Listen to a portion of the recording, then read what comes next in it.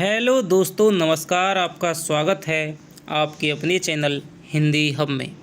तो आज दोस्तों हम पढ़ने वाले हैं पूस की रात, जो कि आरपीएससी के नए हिंदी के सिलेबस में स्नातक स्तर की कहानियों में शामिल की गई है।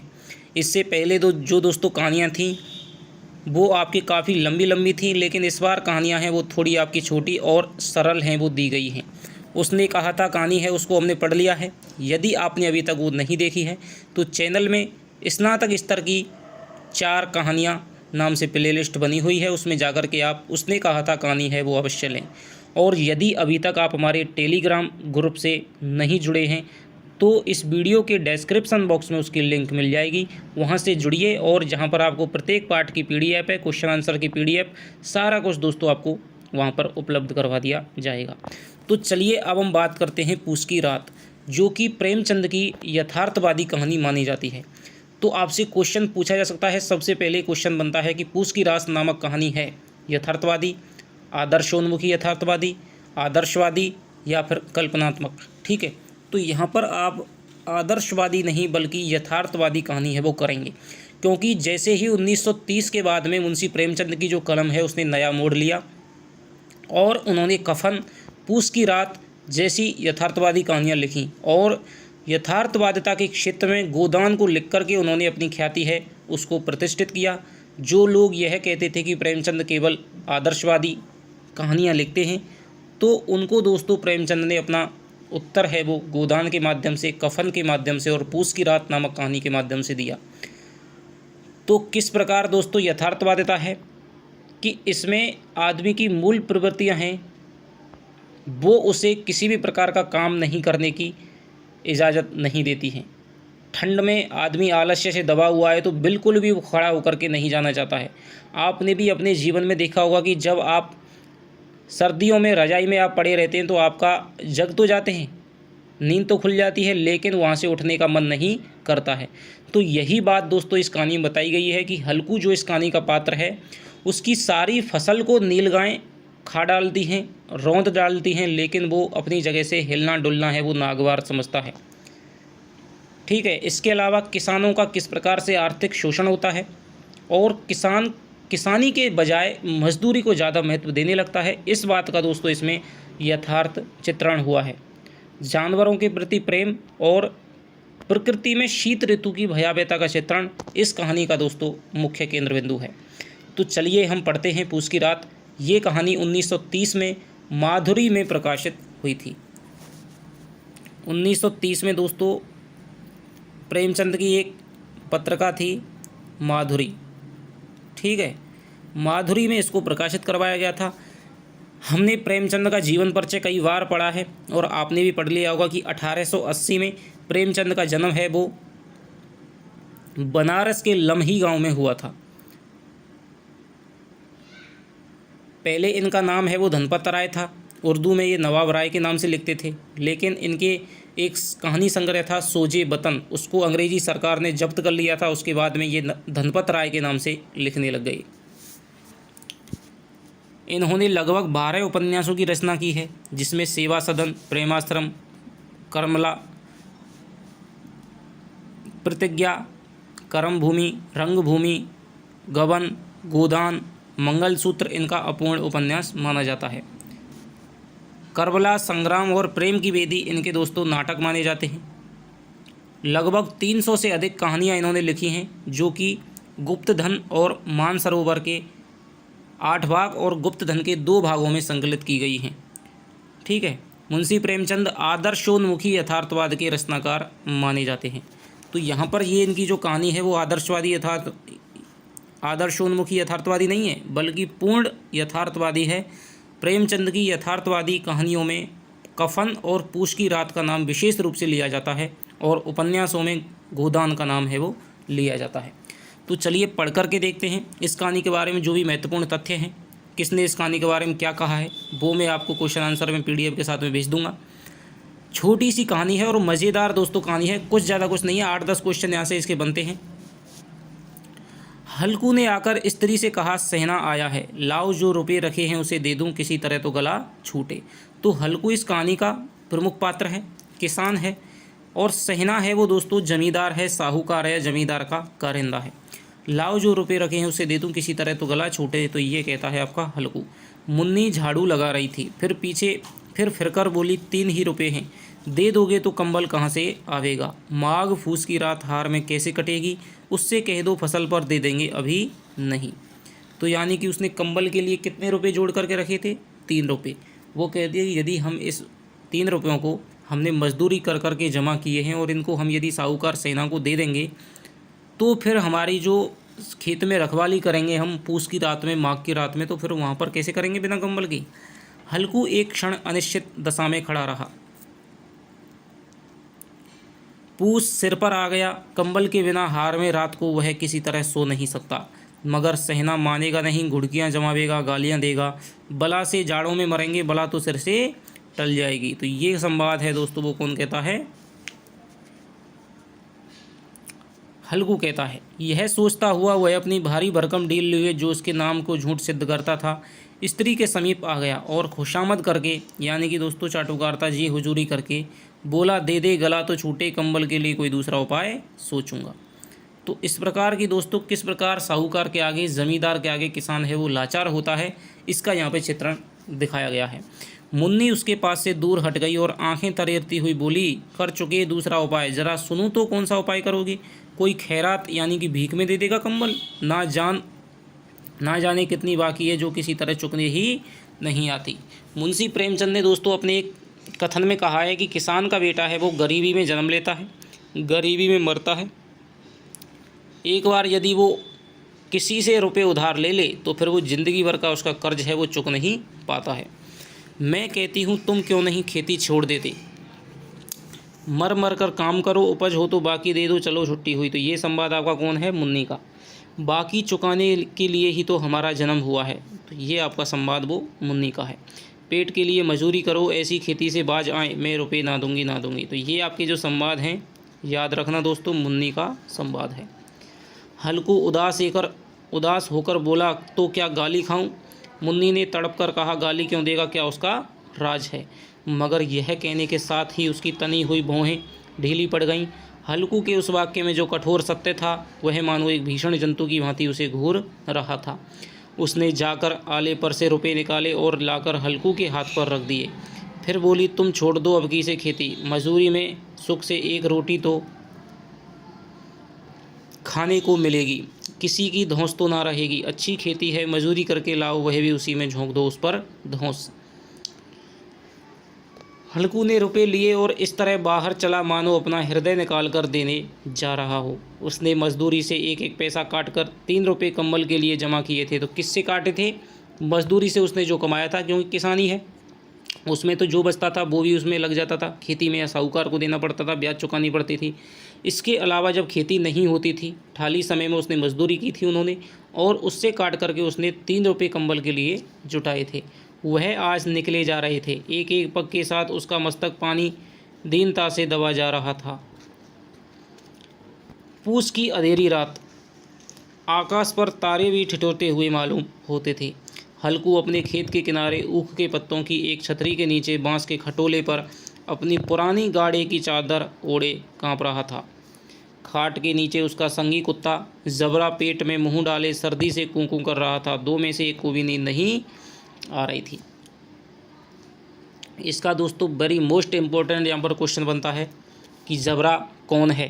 तो एक व्यक्ति है, ठीक है, एक कुत्ता है, 4 विकल्प आपको दे देगा, तो आपको याद रखना है जबरा है वो हल्कू का कुत्ता है। या हल्कू के कुत्ते का क्या नाम था, तो जबरा था। हल्कू ने घुटनियों को गर्दन से चिपकाते हुए कहा, क्यों जबरा, जाड़ा लगता है। कहता तो था कि घर में पुआल पर लेट रहे, तो यहाँ क्या लेने आए थे। अब खाओ, ठंड में क्या करूँ, जानते थे मैं यहाँ हलवा पूरी खाने आ रहा हूँ। दौड़े दौड़े आगे चले आए, अब रो नानी के नाम को। जबरा ने पड़े पड़े दुम हिलाई और अपनी कूकू को दीर्घ बनाता हुआ कहा, कल से मत आना मेरे साथ, नहीं तो ठंडे हो जाओगे। तो ये कहता है आपका जबरा। यह राण पछुआ ना जाने कहाँ से बर्फ़ लिए आ रही है। तो जो पश्चिम से हवा चलती है उसे पछुआ कहते हैं, और जो पूरब से हवा चलती है उसको पुरवाई कहते हैं दोस्तों। तो पछुआ है वो हवा है, वो अपने साथ में ठंड लेकर के आ रही थी। पश्चिम में आपके पता है कि ये पूरा यूरोप पड़ा है, ठीक। उठूं फिर से एक चिलम भरूं, किसी तरह रात तो कटे 8 चिलम तो पी चुका। तो 8 चिलम तो अभी तक पी चुका है। यह खेती का मज़ा है और एक भगवान ऐसे पड़े हैं जिनके पास जाड़ा जाए तो गर्मी से घबरा कर भागे। मोटे मोटे गद्दे, लिहाफ, कंबल, मजाल है जाड़ा का गुजर हो जाए। तकदीर की खूबी, मजूरी हम करें और मज़ा दूसरे लूटें। तो ये दोस्तों आपका संवाद है हल्कू का। हल्कू उठा गड्ढे में से जरा सी आग निकालकर चिलम भरी, जबरावी उठ बैठा। हल्कू ने चिलम पीते हुए कहा कि पिएगा चिलम, जाड़ा तो क्या जाता है, हाँ जरा मन बदल जाता है। तो अब तक दोस्तों 8 चिलम वो पी चुका है, 1 चिलम ये लास्ट है, 9 चिलम वो कुल रात में पी पाता है। जबरा ने उसकी मुँह की ओर प्रेम से छलकती हुई आंखों से देखा। आज हल्कू, आज और जाड़ा खा ले, कल से मैं यहाँ पुआल बिछा दूंगा, उसी में घुसकर बैठना, तब जाड़ा ना लगेगा। तो हल्कू कहता है कि आज और तू जाड़ा खा ले, कल से मैं यहाँ पर पुआल है वो बिछा दूंगा, उसी में तो घुस करके बैठ जाना। जबरा ने अपने पंजों उसकी घुटनियों पर रख दिए और उसके मुंह के पास अपना मुंह ले आया। हल्कू को उसकी सांस है वो गर्म लगी। चिलम पीकर, तो यहाँ पर दोस्तों दिखाया जा रहा है कि आदमी जब अपनी मुसीबत में होता है तो जानवर जिसके मुंह से दुर्गंध आ रही थी, ठीक है, वो भी दोस्तों उसको प्यारा लगने लगता है। ठीक है, तो जानवरों के प्रति किस प्रकार का प्रेम है दिखाया गया है। ठंड की भयावहता में आदमी जानवर को भी प्यार करने लग जाता है, उसका यहाँ पे चित्रण किया गया है। चिलम पीकर हल्कू फिर लेटा और निश्चय करके लेटा कि चाहे कुछ हो जाए अब की सो जाऊंगा। एक ही क्षण में उसके हृदय में कंपन होने लगा। कभी इस करवट लेटता, कभी उस करवट पर। जाड़ा किसी पिशाच की भांति उसकी छाती को दबाए हुए था। जब किसी तरह ना रहा गया तो उसने जबरा को धीरे से उठाया, उसका सिर को थपथपाकर उसे अपनी गोद में सुला लिया। कुत्ते की देह से ना जाने कैसी दुर्गंध आ रही थी, पर वह उसे अपनी गोद में चिपटाए हुए ऐसे सुख का अनुभव कर रहा था जो इधर महीनों से उसे ना मिला था। जबरा शायद यह समझ रहा था कि यही स्वर्ग यही है, और हल्कू की पवित्र आत्मा में तो उस कुत्ते के प्रति घृणा की गंध तक ना थी। अपने किसी अभिन्न मित्र या भाई को वह भी इतनी ही तत्परता से गले लगा था। वह अपनी दीनता से आहत ना था जिसने आज उसे इस दशा को पहुंचा दिया। नहीं, इस अनोखी मैत्री ने उसकी आत्मा के सब द्वार खोल दिए और उनका एक एक अणु प्रकाश से चमक रहा था।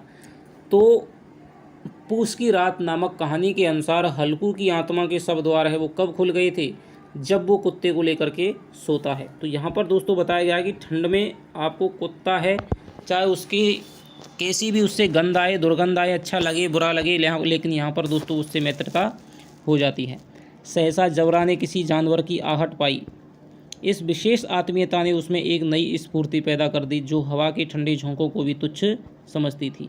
वह झपट कर उठा और छपरी से बाहर आकर भूंकने लगा। हल्कू ने उसे कई बार चुमकार कर बुलाया पर वह उसके पास न आया। हार में चारों तरफ दौड़ दौड़ कर भूखता रहा। एक क्षण के लिए आ भी जाता तो तुरंत ही फिर दौड़ता। कर्तव्य उसके हृदय में अरमान की भांति ही उछल रहा था। 1 घंटा और गुजर गया। रात ने शीत को हवा से धधकाना शुरू किया, यानी कि जो हवा है पहले से ही पछुआ हवा चल रही थी, उसके बाद में और ज़ोर से चलने लगी तो ठंड है वो और अधिक बढ़ने लगी। हल्कू उठ बैठा और दोनों घुटनों को छाती से मिलाकर सिर को उसमें छिपा लिया। फिर भी ठंड कम ना हुई। ऐसा जान पड़ता था कि सारा रक्त है वो जम गया है, धमनियों में रक्त की जगह हिम बह रही है। उसने झुककर आकाश की ओर देखा। अभी कितनी रात बाकी है। सप्तर्षि अभी आकाश में आधे नहीं चढ़े थे, ऊपर आ जाएंगे तभी कहीं सवेरा होगा। अभी पहर से ऊपर रात है, यानी कि लगभग 3-4 घंटे की रात है वो बची हुई है, तब जा कर के सवेरा होगा।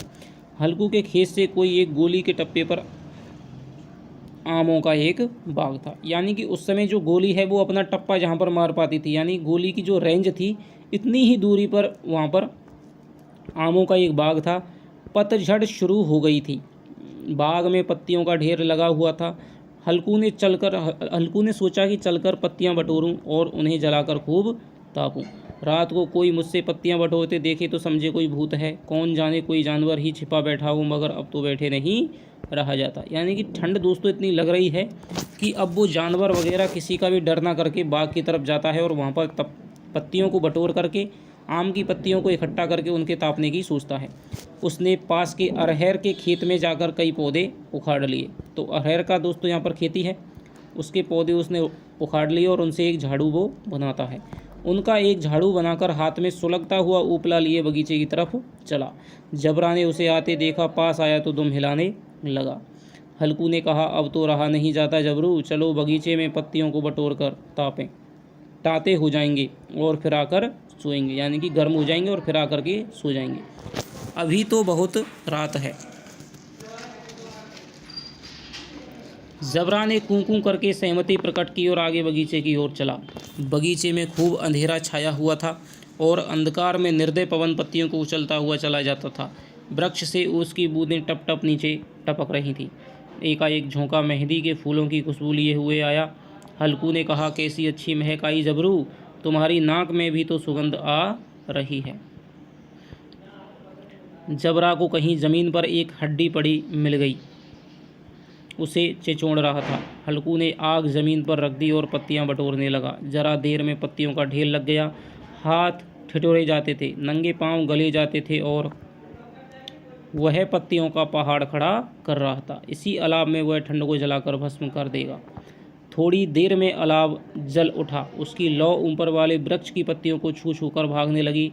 उस अस्थिर प्रकाश में बगीचे के विशाल वृक्ष ऐसे मालूम होते थे मानो वह अथाह अंधकार को अपने सिर पर संभाले हुए हों।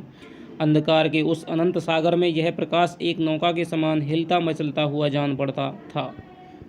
हल्कू अलाव के सामने बैठा आग ताप रहा था। एक क्षण में उसने दोहर उतार कर बगल में दबा ली। दोनों पांव फैला दिए मानो ठंड को ललकार रहा हो, तेरे जी में आए सोकर। ठंड की असीम शक्ति पर विजय पाकर वह विजय गर्व को हृदय में छिपाना सकता था। उसने जबरा से कहा, क्यों जब्बर, अब ठंड नहीं लग रही है? जब्बर ने कुंकू करके मानो कहा कि अब क्या ठंड लगती रहेगी? पहले से यह उपाय ना सोचा, नहीं इतनी ठंड क्यों खाते? तो ये आपका संवाद है हल्कू का। जब्बर ने पूंछ हिलाई। अच्छा आओ इस अलाव को कूदकर पार करें, देखें कौन निकल जाता है। अगर जल गए बच्चा तो मैं दवा ना करूँगा। जब्बर ने अग्नि राशि की ओर कातर नेत्रों से देखा। मुन्नी से कल ना कह देना, नहीं लड़ाई करेगी। यह कहता हुआ वह उछला और उस अलाव के ऊपर से साफ निकल गया। पैरों में जरा लपट लगी पर वह कोई बात ना थी। जबरा आग के इर्द गिर्द घूमकर उसके पास आ खड़ा हुआ। हल्कू ने कहा, चलो चलें, इसकी सही नहीं, ऊपर से कूद कर आओ। वह फिर कूदा और अलाव के इस बार आ गया। तो इस प्रकार है वो एक खेल सा खेलने लग जाता है, क्योंकि जिस प्रकार आग के सामने बैठता है उसे उसमें शरीर में गर्मी आ जाती है, ठंड उसकी मिट जाती है, तो फिर उसे फिर इस प्रकार के खेल का है वो मन करने लगता है।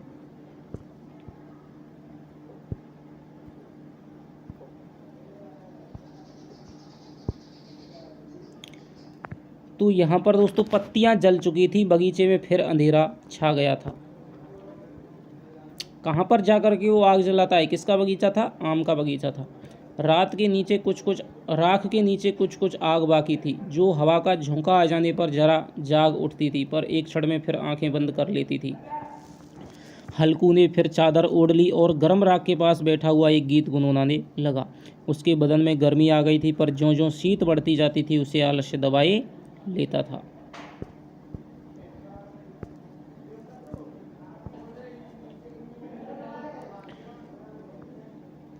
जबरा जोर से भूंककर खेत की ओर भागा।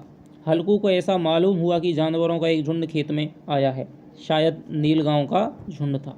तो किसका झुंड आता था? नीलगांव का। उसके कूदने दौड़ने की आवाज़ें साफ कान में आ रही थीं। फिर ऐसा मालूम हुआ कि खेत में चर रही हैं। उनकी चबाने की आवाज़ चर चर सुनाई देने लगी। उसने दिल में कहा, नहीं, जबरा के होते कोई जानवर खेत में नहीं आ सकता, नोच ही डाले। मुझे भ्रम हो रहा है, कहाँ अब तो कुछ सुनाई नहीं देता, मुझे भी कैसा धोखा हुआ। तो ये दोस्तों यथार्थवादिता है कहानी की। किस प्रकार है हल्कू ठंड के मारे, क्योंकि उस आग के अलाव के पास से जाना नहीं चाहता है। उसे पता है यदि मैं गया नीलगांव को देखने के लिए, भगाने के लिए, तो फिर से उसे ठंड की वही दशा झेलनी पड़ेगी जो उसने इससे पहले झेली थी। इसलिए वो अपने से ही बहाने लगा रहा है कि कहीं भाई कोई यहाँ पर नीलगाय नहीं है, जबरा है, वो अपने आप देख लेगा। उसने जोर से आवाज़ लगाई, जबरा जबरा। जबरा भूंकता रहा, उसके पास ना आया। फिर खेत के चरे जाने की आहट मिली। अब तो वह अपने को धोखा ना दे सका। उसने अपनी जगह से हिलना जहर लग रहा था। कैसा दनाया हुआ बैठा था। इस जाड़े पाले में खेत में जाना, जानवरों के पीछे दौड़ना सही है जान पड़ा। वह अपनी जगह से ना हिला। तो यही दोस्तों इस कहानी की यथार्थवादिता खुल करके सामने आती है। किस प्रकार आदमी जागते हुए जानते हुए अपने सारे खेत को चरवा डालता है, लेकिन वह अपने जाड़े का दंश है वो झेलना नहीं चाहता है, अपनी अकर्मण्यता को नहीं खोना चाहता है और किसी तरह का परिश्रम करके नीलगांव को भगाना नहीं चाहता है। उसने जोर से आवाज़ लगाई, हिलो हिलो हिलो। जबरा फिर भूख उठा। जानवर खेत चल रहे थे, फसल तैयार है, कैसी अच्छी खेती थी, पर ये दुष्ट जानवर उसका सर्वनाश किए डालते हैं। हल्कू पक्का इरादा करके उठा, 2-3 कदम चला, पर एकाएक हवा का ऐसा ठंडा चुभने वाला बिच्छू के डंक का झोंका लगा कि वह फिर घुसते हुए अलाव के पास आ बैठा और राख को कुरेदकर अपनी ठंडी देह को गरमाने लगा। जबरा अपना गला फाड़ डालता था, नीलगाय खेत का सफाया किए डालती थी और हल्कू गर्म राख के पास शांत बैठा हुआ था। अकर्मण्यता ने रस्सियों की भांति उसे चारों तरफ से जकड़ रखा था। उसी राख के पास गर्म जमीन परद रही, पर वहीं चादर ओढ़कर सो गया। सवेरे जब उसकी नींद खुली तब चारों तरफ धूप फैली हुई थी। मुन्नी कह रही थी, क्या आज सोते ही रहोगे, तुम यहाँ आकर रम गए, उधर सारा खेत चौपट हो गया। तो इस प्रकार दोस्तों यथार्थवाद था, उसकी मूल प्रवृत्तियाँ थी कि भाई ठंड लग रही है, थोड़ी सी गर्मी आई है तो उसे आलस से दबाया जा रहा था और वो आलस्य को छोड़ करके जाना नहीं चाहता था। हल्कू ने उठकर कहा, क्या तू खेत से होकर आ रही है? मुन्नी बोली, हाँ, सारे खेत का सत्यानाश हो गया। भला ऐसा भी कोई सोता है? तुम्हारे यहाँ मड़ैया डालने से क्या हुआ? भाई तुमने जो ईख के पत्तों की जो मड़ैया डाल रखी है, जो झोंपड़ी डाल रखी है, उसे डालने की क्या फ़ायदा हुआ जब तुम आम के बाग में सो रहे हो? हल्कू ने बहाना किया कि मैं मरते मरते बचा, तुझे अपनी खेत की पड़ी है, पेट में ऐसा दर्द हुआ कि मैं नहीं जानता हूँ। तो मुन्नी के सामने खेत के चौपट हो जाने पर मुन्नी के सामने हल्कू ने क्या बहाना बनाया? तो पेट में दर्द का बहाना बनाया। दोनों फिर खेत के डांडे पर आए, देखा सारा खेत रौंदा पड़ा हुआ था और जबरा मड़ैया के नीचे चित्त लेटा है, मानो प्राण ही ना हो। दोनों खेत की दशा देख रहे हैं। मुन्नी के मुख पर उदासी छाई थी, पर हल्कू प्रसन्न था। मुन्नी ने चिंतित होकर कहा, अब मजदूरी करके मालगुजारी भरनी पड़ेगी। तो ये दोस्तों आपकी मालगुजारी एक कर होता था जो खेती पर आपका लगता था। हल्कू ने प्रसन्न होकर कहा कि रात को ठंड में यहाँ तो ना सोना पड़ेगा। तो ये दोस्तों इस कहानी का यथार्थवादिता को प्रकट करने वाला सबसे मेन संवाद है कि खेती भले ही नष्ट हो गई हो, पर रात में अब यहाँ कड़ाके की ठंड में यहाँ सोना तो ना पड़ेगा। तो इस प्रकार दोस्तों आपकी पूस की कहानी है, जिसमें से मुश्किल से आपके 8-10 क्वेश्चन बनते हैं। आपके जो प्रेमचंद है उनकी आपके कवि परिचय, जो लेखक परिचय है, उससे आपके क्वेश्चन बनते हैं। वो आपने कई बार पढ़ रखा है और हिंदी साहित्य के इतिहास में उसको हम पढ़ने वाले हैं। तो यहाँ से आपके 8-10 क्वेश्चन क्यों बनते हैं? हल्कू कौन था? नायक है कहानी का। उसकी पत्नी का नाम मुन्नी, उसके कुत्ते का नाम जबरा। सेना कौन है? एक जमींदार है, साहूकार है, ठीक है। 3 रुपये उसने कंबल के लिए जोड़ रखे थे। आम के बाग के खेतों में वो तापता है। 9 चलम वो पीछों का था। इसके अलावा नीलगाय हैं, किसका झुंड घुसाया था? नीलगांव का झुंड था, ठीक है। और 2-3 संवाद हैं इनके, वो आपको याद रखने हैं, ठीक है। और अरहर के पत्तों से उसने झाड़ू बनाया था। तो इस प्रकार आपका पूस की रात की कहानी है वो यहाँ पर दोस्तों समाप्त होती है। यदि आप इसकी PDF चाहते हैं तो हमारे टेलीग्राम ग्रुप से दोस्तों जुड़े रहें। वहाँ पर आपको हिंदी साहित्य के इतिहास की, ठीक है, आपको जो फर्स्ट ग्रेड के हैं उनके 9 से लेकर के 12, उनके 11th और 12th की जो कहानियाँ हैं वो भी दोस्तों जुड़ें। और इसके अलावा आज हमने ये कहानी पढ़ी है, कल हम दोस्तों नई कहानी के साथ में आपसे मिलेंगे। तो जिन्होंने अभी तक टेलीग्राम ग्रुप ज्वाइन नहीं किया है वो ज्वाइन करें दोस्तों। आशा करता हूँ कि आपको वीडियो पसंद आई होगी। ज़्यादा से ज़्यादा लोगों को जोड़ें और वीडियो को दोस्तों लाइक करें। तो चलिए आपसे मिलता हूँ नेक्स्ट वीडियो में, तब तक के लिए दोस्तों बाय बाय। जय हिंद, जय भारत।